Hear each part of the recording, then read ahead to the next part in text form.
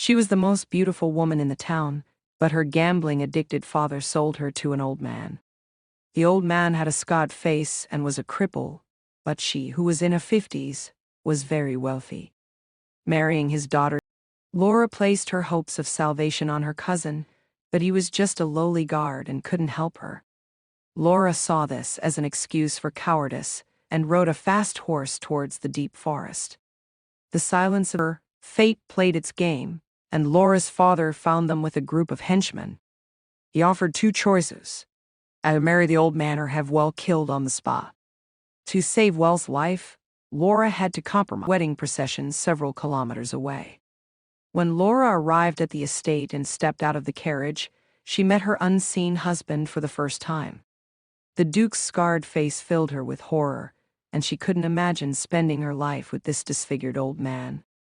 After settling her in, Derek came to Laura's room and informed her that that night, Laura had difficulty sleeping, filled with curiosity about Derek.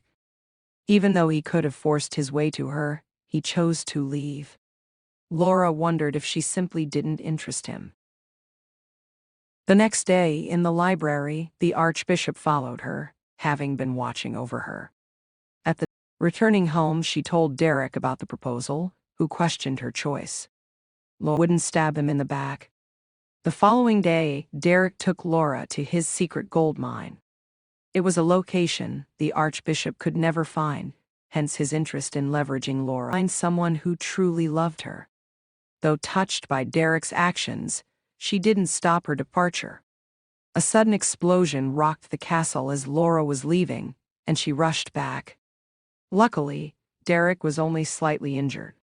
Laura, though she wasn't ready to face the truth.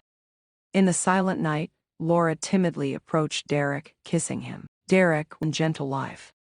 However, the sudden arrival of a new king shattered their tranquility.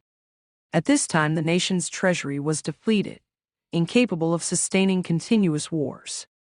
The king's sights were set on Derek's gold mine.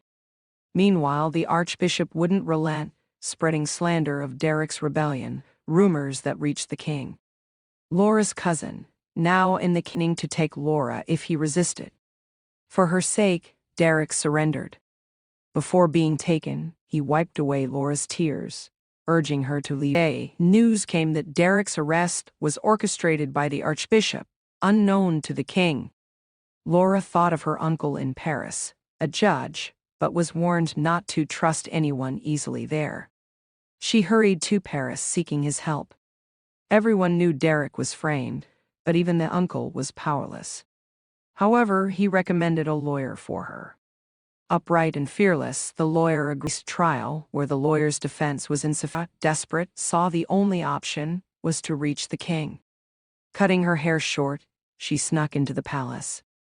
She approached the king with evidence of the Archbishop's conspiracy, but the king burned it without a glance. He was a puppet of the papacy, lacking the means to confront the Archbishop. Disheartened, Laura laughed, but encountered a masked figure who turned out to be an underground group in Paris, becoming its leader. Knowing about Derek's plight, he urged Laura to abandon her rescue mission and stay with him. Oops. That night, she walked into the lake, nothing left to hold her to the world. The next day, Laura awoke, realizing Well's men had saved her. He informed her that Derek's wife had died, laying low from enemies. He wished for her to stay with him, but her heart was with Derek. The address Well provided, she found them, coincidentally, as the king's procession passed by. Carrying her children, Laura approached.